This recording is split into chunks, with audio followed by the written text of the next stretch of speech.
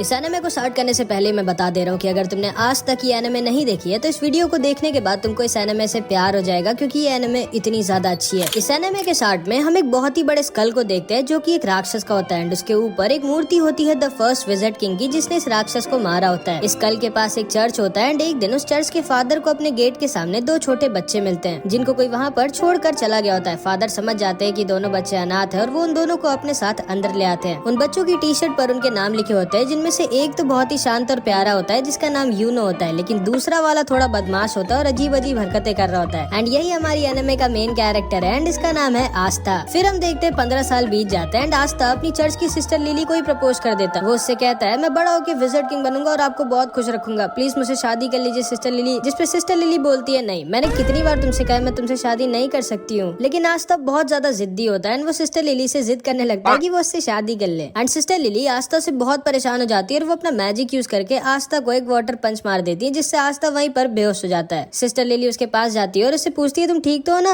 And तभी वहाँ पे चर्च के कुछ और बच्चे आ जाते हैं और वो सिस्टर लिली से कहते हैं बिल्कुल सही किया आपने, जब भी आपको परेशान करे इसको एक दो वाटर पंच मार दिया करिए। लेकिन तभी आस्था दोबारा से होश में आ जाता है एंड फिर से सिस्टर लिली के पीछे पड़ जाता है। बट इस बार वहाँ पर यूनो आ जाता है एंड वो आस्था को अपने मैजिक से वहीं पर गिरा देता है। आस्था गुस्से में उठता है और उसके पास भाग के जाके कहता है आखिर तुम हर बार मेरे और सिस्टर लिली के बीच में अपनी टांग क्यों घुसाते हो। जिसपे यूनो आस्था से कहता है देखो, पहले तो तुम बहुत ज्यादा शोर मचाते हो, दूसरा तुम्हारी हाइट बहुत कम है, तीसरा तुम दिमाग से कम हो, और सिस्टर लिली इस चर्च की नन है और नन लोग शादी नहीं कर सकती, तुम्हारे दिमाग में इतना भी नहीं घुसता क्या। जिसपे आस्था बहुत गुस्सा हो जाता है और यूनो से कहता है आजा 1v1, फ्री फायर में नहीं असली फाइट में मतलब। जिसपे आस्था से कहता है नहीं, मुझे टाइम वेस्ट नहीं करना है तुम्हारे साथ 1v1 करके। आस्था बोलता है कि वो डर गए क्या। जिसपे बच्चा जिसका नाम मैक्स होता है ये बोलता है तुम सोच भी कैसे सकते हो कि तुम यूनो को जिंदगी में भी हरा सकते हो। आस्था मैक्स से बोलता है तुम्हारी प्रॉब्लम क्या है बच्चे मुझसे, मैं तुमसे इतना बड़ा हूँ फिर भी तुम मेरी रिस्पेक्ट क्यों नहीं करते कभी। जिसपे मैक्स बोलता है बिल्कुल भी नहीं, मैं किसी ऐसे की रिस्पेक्ट कर ही नहीं सकता जो 15 साल का होने के बाद भी मैजिक नहीं यूज कर सकता। असल में आस्था के पास बिल्कुल भी मैजिक नहीं होता, मतलब आस्था एक ऐसे वर्ल्ड में होता है जहाँ पे मैजिक से ही सब कुछ होता है बिना मैजिक के। मैक्स आस्था से कहता है तुम सोच भी कैसे सकते हो कि तुम बिना मैजिक के यूनो जैसे पावरफुल मैजिशियन को हरा सकते हो। आस्था कहता है अच्छा यूनो अगर इतना ही स्ट्रॉन्ग है तो वो ये कर सकता है क्या। एंड वो बहुत ही तेज स्पीड में क्रंचेस मारने लगता है। असल में आस्था मैजिक तो यूज कर नहीं सकता, इसलिए वो एक्सरसाइज करके अपने आप को फिजिकली बहुत स्ट्रॉन्ग बना लेता है। मैक्स आस्था से कहता है कि तुम क्रंचेस मारकर विजिट किंग नहीं बन सकते, क्योंकि विजिट किंग स्ट्रॉन्गेस्ट मैजिशियन होता है, स्ट्रॉन्गेस्ट बॉडी बिल्डर नहीं। एंड तभी यूनो अपने मैजिक से सिस्टर लिली के कपड़े सुखाने लगता है, जिसको देखने सारे बच्चे भाग के चले जाते हैं। एंड यूनो का भी सपना आस्था की तरह विजिट किंग बनने का होता है। सिस्टर लिली भी यूनो को थैंक यू कहती है उसकी हेल्प करने के लिए, जिसपे आस्था को बहुत जलन होती है एंड वो जल्दी से भाग के लकड़ियां काटने आ जाता है ताकि सिस्टर लिली उसको भी थैंक यू बोले। लेकिन इससे पहले कि वो लकड़ियां काटता है यूनो अपने मैजिक से लकड़ियां भी काट देता है। असल में इसको आस्था के सामने शो ऑफ करना थोड़ा पसंद होता है। मैक्स कहता है मुझे यकीन है अगला विजिट किंग यूनो ही बनेगा, तुम नहीं आस्था। एंड तभी वहाँ पर फादर भी आ जाते हैं एंड वहाँ आकर यूनो की तारीफ करने लगते हैं कि यूनो जरूर इस चर्च का नाम एक दिन रोशन करेगा। आस्था दुखी हो जाता है और कोने में अकेला जाकर बैठ जाता है। तभी उसके पास सिस्टर लिली आती है और उससे कहती है दुखी मत हो आस्था, थोड़े दिनों में तुम्हारी ग्रिमवॉर तुम्हें मिल जाएगी, फिर तुम भी मैजिक यूज कर पाओगे। जिसको सुनकर आस्था खुश हो जाता है और फिर से खड़ा हो जाता है और कहता है आप देखना सिस्टर लिली, मुझे इस दुनिया की बेस्ट ग्रिमवॉर मिलेगी एंड फिर मैं बहुत मेहनत करके सबसे ज्यादा स्ट्रॉन्ग बनूंगा एंड फिर एक दिन मैं विजिट किंग बनूंगा। ग्रिमवॉर असल में एक मैजिकल बुक होती है जिसमें 3 लीफ बनी होती हैं जो सबको 15 साल की एज पे मिलती है एंड उसको पाने के बाद लोगों का मैजिक बहुत ज्यादा बढ़ जाता है और वो मैजिकल अटैक्स भी यूज कर सकते हैं। आस्था यूनो से कहता है कि जब मुझे मेरी ग्रिमवॉर मिलेगी तब हम दोनों बचपन की तरह साथ में प्रैक्टिस करेंगे और साथ में बहुत स्ट्रॉन्ग बनेंगे। लेकिन यूनो उसे इग्नोर कर वहाँ से चला जाता है, मानो वो आस्था को अपने टक्कर का मानता ही नहीं है। जिसपे आस्था भी बहुत दुखी हो जाता है एंड वो भी वहाँ से चला जाता है। सिस्टर लिली यूनो के पास आती है और उससे कहती है तुम्हें आस्था के साथ ऐसा नहीं करना चाहिए था। जिसपे यूनो कहता है आस्था मेरे रहते कभी भी विजिट किंग नहीं बन सकता। सिस्टर लिली को लगता है कि आस्था क्योंकि बहुत दुखी होकर गया है तो वो मे भी कहीं पर चुपचाप जाके रो रहा होगा, लेकिन हमारा आस्था रोता होता नहीं है, वो यहाँ पर ट्रेनिंग कर रहा होता है और ज्यादा स्ट्रॉन्ग होने के लिए एंड अपने विजिट किंग बनने के सपने को सच करने के लिए। थोड़े दिनों बाद आस्था यूनो और बहुत सारे बच्चे जो 15 साल के हो गए थे वो सब ग्रिमवॉर टावर जाते हैं अपनी अपनी ग्रिमवॉर लेने। आस्था बहुत ज्यादा एक्साइटेड होता है क्योंकि अब वो फाइनली मैजिक यूज कर पाएगा एंड यूनो को टक्कर दे पाएगा। वहाँ पे 2 नोबल फैमिलीज के भी बच्चे आए होते हैं जो आस्था और यूनो का मजाक उड़ा रहे होते हैं क्योंकि वो लोग गरीब होते हैं। तभी वहाँ पर उस ग्रिमवॉर टावर का मास्टर आ जाता है एंड सारे लोगों का वेलकम करता है। आस्था बहुत ज्यादा एक्साइटेड और खुश होता है। फिर ये मास्टर एक मैजिकल स्पेल बोलता है और सारे लोगों के पास अपने आप उनकी ग्रिमवॉर उड़कर जाने लगती है। सारे लोग अपनी अपनी ग्रिमवॉर पाकर बहुत खुश होते हैं, लेकिन आस्था के पास कोई भी ग्रिमवॉर नहीं आती। आस्था बोलता है मेरी ग्रिमवॉर लेट हो गई क्या, मेरी ग्रिमवॉर कहाँ है। जिसपे सारे के सारे लोग उस पर हंसने लगते हैं एंड उसका मजाक बनाने लगते हैं। लेकिन तभी यूनो के पास उसकी ग्रिमवॉर आ जाती है जो कि होती है एक 4 लीफ ग्रिमवॉर जो कि बहुत ही ज्यादा रेयर होती है एंड यही ग्रिमवॉर फर्स्ट विज़र्ड किंग के पास भी होती है, जिसको देखकर सारे के सारे लोग शॉक्ड रह जाते हैं कि आखिर यूनो जो कि नोबल फैमिली का भी नहीं है उसको 4 लीफ ग्रिमवॉर कैसे मिल गई। यूनो उल्टा घूमता है और सबसे कहता है कि वो बनेगा अगला विज़र्ड किंग एंड सारे के सारे लोग उसकी तारीफ करने लगते हैं। लेकिन तभी आस्था खड़ा होता है और यूनो से बोलता है नहीं तुम नहीं, मैं बनूंगा अगला विज़र्ड किंग, जिसपे फिर से सारे के सारे लोग उस पर हंसने लगते हैं एंड उसका मजाक उड़ाने लगते हैं। एंड यूनो भी आस्था को वहीं पर इग्नोर करके वहाँ से चला जाता है। इसके बाद आस्था अकेले जंगल में उल्टा लटका होता है और थोड़ा सा दुखी होता है क्योंकि ना तो सिर्फ उसके पास मैजिक है बट अब तो उसको ग्रिमवॉर भी नहीं मिली। लेकिन इतना सब कुछ होने के बाद भी वो गिव अप नहीं करता और वो उठता है और कहता है क्या हुआ अगर मेरे को ग्रिमवॉर नहीं मिली तो मैं तब भी मेहनत करना नहीं छोड़ूंगा एंड एक दिन विज़र्ड किंग जरूर बनूंगा, तुम बस वेट करना यूनो, मैं ही तुम्हारा राइवल हूँ एंड मैं ये तुम्हें प्रूव करके रहूंगा। लेकिन तभी उसे एक आवाज आती है। इधर हम देखते हैं ये दोनों जलन के मारे यूनो से लड़ने आ जाते हैं एंड उससे कहते हैं आखिर तुम्हारे जैसे गरीब को 4 लीफ ग्रिमवॉर कैसे मिल सकती है एंड हम नोबल्स को नहीं, मैं जला दूंगा तुम्हारी इस ग्रिमवॉर को। एंड वो यूनो के ऊपर एक मैजिकल अटैक यूज कर देता है, लेकिन यूनो बिना अपनी ग्रिमवॉर का यूज किए ही अपने आप को डिफेंड कर लेता है, जिसको देखकर ये दोनों शॉक्ड रह जाते हैं कि आखिर यूनो इतना स्ट्रॉन्ग कैसे है। लेकिन तभी अचानक से कुछ चेन्स आके उन दोनों को पकड़ लेती हैं एंड तभी वहाँ पर एक आदमी आता है जो बोलता है तुम लोग पागल हो क्या जो इतनी रेयर चीज को जलाना चाहते हो। यूनो पूछता है कौन हो तुम, जिसपे ये बताता है मेरा नाम है स्नेक और मुझे वो चीज चाहिए जो तुम्हारे पास है। एंड तभी वो अपने मैजिक से यूनो को भी पकड़ लेता है एंड उसकी 4 लीफ ग्रिमवॉर को भी उससे छीन लेता है। यूनो बोलता है स्नेक मैंने तुम्हारा नाम सुना है, तुम एक बहुत ही स्ट्रॉन्ग और फेमस चोर हो, लेकिन तुम्हें ये तो पता ही होगा कि एक ग्रिमवॉर को केवल उसका ओरिजिनल ओनर ही यूज कर सकता है। जिसपे स्नेक कहता है हाँ मेरे को पता है कि तुम्हारी ग्रिमवॉर को तुम्हारे बिना कोई यूज नहीं कर सकता, लेकिन ब्लैक मार्केट में इस 4 लीफ ग्रिमवॉर के मेरे को बहुत पैसे मिलेंगे एंड इसीलिए मैं तुम्हारी ग्रिमवॉर चुरा रहा हूँ और माफ करना तुम्हारा विज़र्ड किंग बनने का सपना यहीं पर खत्म होता है। एंड तभी वहाँ पर हमारा आस्था आ जाता है एंड आते ही गिर के अपनी बेइज्जती करा लेता है, लेकिन फिर भी वो खड़ा होता है और बोलता है क्या हो रहा है यहाँ और तुम्हारे पास 2-2 ग्रिमवॉर कैसे है। यूनो बोलता है उनमें से एक मेरी और यहाँ से जल्दी से भाग जाओ, ये बहुत स्ट्रॉन्ग है। तब आस्था सारा का सारा खेल समझ जाता है एंड वो स्नेक से कहता है चुपचाप यूनो की ग्रिमवॉर वापस कर दो, जिसपे स्नेक उससे कहता है तुम तो वही लूजर हो ना जिसको एक भी ग्रिमवॉर नहीं मिली। एंड ये कहकर वो उस पर हंसने लगता है। आस्था कहता है हाँ मैं वही हूँ जिसको कोई ग्रिमवॉर नहीं मिली, लेकिन मैं वो भी हूँ जो एक दिन विज़र्ड किंग बनेगा। एंड ये कह के आस्था स्नेक की तरफ भागता है। यूनो कहता है नहीं उससे मत लड़ना आस्था। स्नेक अपने मैजिक से आस्था पर अटैक करता है, लेकिन आस्था उसके अटैक को डॉज करके उसके पीछे आ जाता है एंड वो बस उसको एक पंच मारने वाला होता है, लेकिन तभी स्नेक की चेन्स उसको पकड़ लेती हैं एंड फिर स्नेक अपने मैजिक से आस्था को बहुत ज्यादा इंजर्ड कर देता है। आस्था मन में सोचता है कि ये तो बस एक चोर है, फिर ये इतना स्ट्रॉन्ग कैसे है, और अगर एक चोर इतना स्ट्रॉन्ग है तो फिर विज़र्ड किंग कितना स्ट्रॉन्ग होगा। एंड फिर स्नेक उसको पीछे की दीवार पर लड़ा देता है एंड उसके पास जाकर बोलता है अपनी आंखें खोलो बच्चे, तुम मुझे 100 जन्मों में भी नहीं हरा सकते। आस्था मन में सोचता है कि ये सही तो कह रहा है, मैं चाहे जितना भी अपनी बॉडी को ट्रेन करके स्ट्रॉन्ग बना लूं, लेकिन मैं इसका भी नहीं हरा सकता। स्नेक आस्था के ऊपर हंसता है और बोलता है अपनी चेन से मैं किसी के अंदर कितना मैजिक है ये नाप सकता हूँ, और तुम्हारे अंदर एक बूंद मैजिक भी नहीं है एंड इसीलिए तुम्हारे पास कोई ग्रिमवॉर नहीं आई, क्योंकि ग्रिमवॉर मैजिक को बढ़ाती है और तुम्हारे पास तो मैजिक है ही नहीं। तुम विज़र्ड किंग तो क्या, तुम कोई नॉर्मल सी जॉब भी नहीं कर सकते। शर्म करो अपनी जिंदगी पर, तुम एक बहुत ही बड़े लूजर हो। जिसको सुनकर आस्था अंदर से टूट जाता है और वो सोचने लगता है कि ये एकदम सही तो कह रहा है, मेरे अंदर ना तो मैजिक है और ना ही मेरे पास अब एक ग्रिमवॉर है, फिर आखिर मैं कैसे विज़र्ड किंग बन सकता हूँ जो कि पूरी दुनिया का सबसे स्ट्रॉन्गेस्ट मैजिशियन होता है। एंड जिंदगी में पहली बार आस्था गिव अप करने वाला होता है, लेकिन तभी यूनो चिल्लाकर बोलता है नहीं, मैं जानता हूँ आस्था विज़र्ड किंग नहीं बनेगा क्योंकि अगला विज़र्ड किंग तो मैं ही बनूंगा, लेकिन आस्था कोई लूजर नहीं है, वो मेरा राइवल है एंड उसके अंदर भी एक मैजिकल पावर है एंड वो है कभी भी गिव अप ना करना। एंड इसको सुनते ही आस्था के अंदर मानो दोबारा से जान आ जाती है। वो स्नेक से कहता है दूर हट मुझसे। स्नेक उससे दूर हट जाता है एंड आस्था के पास से एक अजीब सी एनर्जी आने लगती है। आस्था यूनो से कहता है चिंता मत करो यूनो, मैं इस आदमी को तुम्हारी ग्रिमवॉर नहीं ले जाने दूंगा, चाहे उसके लिए मुझे मरना ही क्यों ना पड़े। एंड तभी आस्था के पास उसकी खुद की ग्रिमवॉर उड़कर आ जाती है, जो कि कोई नॉर्मल ग्रिमवॉर नहीं बल्कि एक 5 लीफ ग्रिमवॉर होती है, जो पूरी की पूरी दुनिया में सिर्फ एक ही है, मतलब यूनो से भी ज्यादा रेयर ग्रिमवॉर। दुनिया में 3 तरह की ग्रिमवॉर्स होती हैं। 3 लीफ ग्रिमवॉर जिसमें मैजिकल पावर्स होती है एंड ये बहुत कॉमन होती है। 4 लीफ ग्रिमवॉर जो कि बहुत रेयर होती है एंड इसमें मैजिकल पावर्स के साथ गुड लक भी होता है। एंड लास्ट में है 5 लीफ ग्रिमवॉर जो कि पूरी दुनिया में सिर्फ एक ही है एंड इसके अंदर एक डीमन होता है। एंड आस्था को फाइनली उसकी 5 लीफ ग्रिमवॉर मिल जाती है। यूनो आस्था को देखकर स्माइल करता है और बोलता है मुझे पता था आस्था, तुम वो जो इम्पॉसिबल को भी पॉसिबल कर सकता है, जैसे तुमने बचपन में किया था। एंड फिर हम इन दोनों का बचपन देखते हैं कि कैसे यूनो स्टार्टिंग में बहुत ही रोथड़ू था और छोटी छोटी बात पर रोता रहता था एंड आस्था स्टार्टिंग से ही उसकी मदद करता रहता था और एकदम उसके बड़े भाई की तरह उसको प्रोटेक्ट करता था। फिर एक दिन बचपन में सिस्टर लिली आस्था और यूनो को पहले विज़र्ड किंग की स्टोरी सुनाती है कि कैसे एक बार पूरी दुनिया पर एक बहुत ही बड़े और ताकतवर राक्षस ने हमला कर दिया था और हर जगह तबाही मचा दी थी। हर तरफ बस दुख ही दुख फैल गया था, लेकिन तभी अचानक से एक लड़का वहाँ वहाँ आ जाता है और उन सबको बचा लेता है। एंड उसके पास एक 4 लीफ ग्रिमवॉर होती है एंड उसकी और उस राक्षस की बहुत दिनों तक लड़ाई होती है, लेकिन आखिरी में वो लड़का उस राक्षस को हरा देता है और दोबारा से दुनिया में सुख और शांति ले आता है। एंड वही बनता है फर्स्ट विज़र्ड किंग, पूरी दुनिया का सबसे स्ट्रॉन्गेस्ट मैजिशियन। एंड इसी स्टोरी को सुनने के बाद आस्था और यूनो डिसाइड करते हैं कि वो दोनों भी बड़े होकर विज़र्ड किंग बनेंगे। शाम को फादर आकर यूनो को एक लेटर देते हैं और उससे कहते हैं उस लेटर को विलेज के बाहर एक आदमी तक पहुँचाने के लिए। आस्था कहता है लो मैं चला जाता हूँ, लेकिन यूनो उसे मना कर देता है और कहता है नहीं, वो अकेला जाएगा। यूनो अकेला उस आदमी के पास पहुँच जाता है और उसे वो लेटर दे देता है। काफी रात हो चुकी होती है और आस्था को यूनो की चिंता होने लगती है। एंड फिर वापस लौटते वक्त यूनो को एक बड़ा सा आदमी घेर लेता है और वो उसका पेंडेंट उससे जबरदस्ती छीन लेता है। यूनो उससे कहता है प्लीज मुझे वो वापस कर दो, वो मेरे पेरेंट्स की आखिरी निशानी है। जिसपे हंसता और बोलता है चुपचाप यहाँ से भाग जाओ बच्चे, वरना मुझे तुम्हें जान से मारना पड़ेगा। जिसको सुनकर यूनो डर जाता है और रोने लगता है और सोचता है कि अब वो कुछ नहीं कर सकता, लेकिन तभी वहाँ पर आस्था आ जाता है एंड उस आदमी को पकड़ लेता है। यह आदमी आस्था को मारकर दूर फेंक देता है, लेकिन आस्था फिर से जाकर उसको पकड़ लेता है और जोर जोर से चिल्ला रहा होता है। यूनो बस आस्था को देख रहा होता है और सोच रहा होता है कि आखिर जब आस्था जानता है कि वो इस आदमी को नहीं हरा सकता, फिर वो लड़ क्यों रहा इससे। आस्था को ये आदमी बहुत ज्यादा इंजर्ड कर देता है, लेकिन फिर भी आस्था गिव अप नहीं करता और उसको पकड़े रहता है और जोर जोर से चिल्ला रहा होता है कि यूनो का पेंडेंट वापस कर। ये आदमी समझ जाता है कि ये बच्चा कोई नॉर्मल बच्चा नहीं है एंड वो उस पेंडेंट को वहीं पर छोड़कर चला जाता है एंड आस्था वहीं पर गिर जाता है। यूनो उसके पास आकर रोते हुए बोलता है मुझे माफ करना, मेरी वजह से तुम्हें इतनी मार पड़ी। जिसपे आस्था उससे कहता है तुम चिंता मत करो, मैं हमेशा तुम्हारे साथ रहूंगा और तुम्हें प्रोटेक्ट करूंगा एंड एक दिन मैं बनूंगा विज़र्ड किंग और तुम्हें और चर्च के सारे लोगों को खुश और सेफ रखूंगा। और इधर हम देखते हैं आस्था की ग्रिमवॉर से एक अजीब सी तलवार निकलती है और स्नेक बोलता है अचानक से तुम्हारे पास एक ग्रिमवॉर कहाँ से आ गई, ये क्या हो रहा है। एंड वो आस्था के ऊपर दोबारा से अटैक कर देता है, लेकिन आस्था अपनी स्वॉर्ड यूज करता है एंड स्नेक की मैजिकल चेंज गायब हो जाती है। स्नेक बोलता है कि ये कैसे किया तुमने, आखिर हो कौन तुम। जिसपे आस्था बोलता है मैं वो हूँ जो एक दिन बनेगा विज़र्ड किंग। एंड ये कहकर आस्था स्नेक के ऊपर अटैक कर देता है एंड स्नेक की एक बार में बैंड बजा देता है और उसको हरा देता है। यूनो उसे देखकर हंस रहा होता है और आस्था उसके पास आकर बोलता है ये देखो यूनो, मेरे को फाइनली मेरी ग्रिमवॉर मिल गई। यूनो आस्था से बोलता है तो तुमने मुझे एक और बार बचा लिया आस्था, तुम्हें याद है ना वो प्रॉमिस जो हमने बचपन में किया। बचपन में जब यूनो आस्था की बात सुनता है तो वो पूछता है कि क्या मैं विज़र्ड किंग बन सकता हूँ जबकि मैं इतना वीक हूँ। जिसपे आस्था यूनो से कहता है हाँ, अगर तुम बहुत मेहनत करोगे और कभी भी गिव अप नहीं करोगे तो तुम क्या कोई भी विज़र्ड किंग बन सकता है। जिसको सुनकर यूनो खड़ा होता है और बोलता है ठीक है, मैंने भी डिसाइड कर लिया है कि आज के बाद मैं कभी भी नहीं रहूंगा एंड मैं बहुत मेहनत कर एक दिन विज़र्ड किंग बनूंगा और तुमको और चर्च के सारे लोगों को खुश रखूंगा। जिसपे आस्था यूनो से कहता है इसका मतलब है कि अब हम दोनों राइवल्स हैं। एंड वो दोनों एक दूसरे से प्रॉमिस करते हैं कि वो दोनों बहुत मेहनत करेंगे एंड एक दिन विज़र्ड किंग बनेंगे। आस्था यूनो से कहता है हाँ मुझे याद है एंड मुझे लगा था कि तुम भूल गए होगे। एंड फिर वो दोनों फिर से बचपन की तरह दोबारा से एक दूसरे से शर्त लगाते हैं ये देखने के लिए कि पहले विज़र्ड किंग कौन बनेगा। इसके बाद हम अभी के विज़र्ड किंग की झलक देखते हैं एंड उन 9 मैजिक नाइट्स को देखते हैं जो किंगडम में विज़र्ड किंग के बाद सबसे ज्यादा स्ट्रॉन्ग मैजिशियंस होते हैं और इनका काम होता है किंगडम में पीस और ऑर्डर मेंटेन करके रखना। एंड इन सब की एक स्क्वाड होती है जिसको ज्वाइन करने के लिए बच्चों को एक एंट्रेंस एग्जाम देना होता है और उसी एग्जाम के लिए आस्था और यूनो दोनों ट्रेनिंग कर रहे होते हैं। इधर हम देखते हैं फादर और सिस्टर लिली ग्रिमवॉर टावर के मास्टर के पास जाते हैं एंड फादर मास्टर से पूछता है कि आखिर एंट्रेंस एग्जाम के लिए उसने यूनो के साथ आस्था का भी नाम क्यों दिया, जबकि आस्था तो उस टेस्ट में पास हो भी नहीं सकता। जिसपे मास्टर उससे कहता है कि आस्था ने मुझे उसकी ग्रिमवॉर दिखाई थी और मुझसे बहुत रिक्वेस्ट किया था कि उसको एंट्रेंस एग्जाम में भेज दे, तो इसीलिए मैंने भेज दिया। फादर मास्टर से पूछते हैं कि आखिर जो ग्रिमवॉर आस्था के पास आई है वो है क्या और वो असलियत में ग्रिमवॉर है भी कि नहीं। जिसपे मास्टर उसे बताता है मैं तुम्हें ज्यादा तो नहीं बता सकता, लेकिन हाँ उस ग्रिमवॉर की वजह से आस्था को फ्यूचर में एक बहुत बड़ी लड़ाई लड़नी होगी। फादर मास्टर से रिक्वेस्ट करने लगता है कि आस्था बहुत वीक है और उसके पास मैजिक भी नहीं है तो उसको एंट्रेंस एग्जाम में ना भेजे। जिसपे मास्टर उससे कहते हैं कि कहीं ऐसा तो नहीं कि तुम आस्था को इसलिए नहीं भेजना चाहते क्योंकि अगर वो पास हो गया तो वो यहाँ से चला जाएगा और तुम्हें उसकी याद आएगी। जिसपे फादर थोड़ा सा शर्मा जाता है और बहाने बनाने लगता है एंड सिस्टर लिली भी समझ जाती है कि फादर आस्था को सीक्रेटली बहुत प्यार करते हैं। इधर हम देखते हैं आस्था और यूनो रेस लगाते हुए चर्च वापस आ रहे होते हैं और उन दोनों के बीच में टाई हो जाता है। आस्था पूछता है जल्दी बताओ कौन जीता। मैक्स बोलता है यूनो जीता है। आस्था कहता है अभी रेस खत्म नहीं हुई है, जो चर्च के अंदर पहले घुसेगा वो जीतेगा। और आस्था चर्च के अंदर घुसने वाला होता है, लेकिन तभी यूनो उसे अपने मैजिक से उड़ाकर दूर फेंक देता है और रेस को जीत जाता है। रात में सोते वक्त आस्था सपने में भी यही बोल रहा होता है कि वो एक दिन विज़र्ड किंग बनेगा। भाई ये पागल होता है विज़र्ड किंग बनने के लिए। जिसको सुनकर मैक्स आस्था पर गुस्सा हो जाता है। अगले दिन आस्था फिर से ट्रेनिंग कर रहा होता है और उसके पास मैक्स आ जाता है। आस्था पूछता है क्या हुआ। मैक्स बोलता है तुम बेवकूफ हो। जिसपे आस्था उस पर गुस्सा हो जाता है और बोलता है ये बोलने के लिए तुम चर्च से इतनी दूर मेरे पास आए हो। मैक्स उसे बोलता है कि तुम्हारे पास तो मैजिक भी नहीं है, तुम सोच भी कैसे सकते हो कि तुम मैजिक नाइट एग्जाम में पास होगे। आस्था बोलता है अब तो मेरे पास मेरी ग्रिमवॉर है एंड अब तो मैं जरूर से मैजिक नाइट एग्जाम में पास होऊंगा और एक दिन विज़र्ड। लेकिन तभी उसको मैक्स बीच में रोक देता है और कहता है चुप रहो, जब देखो तब विज़र्ड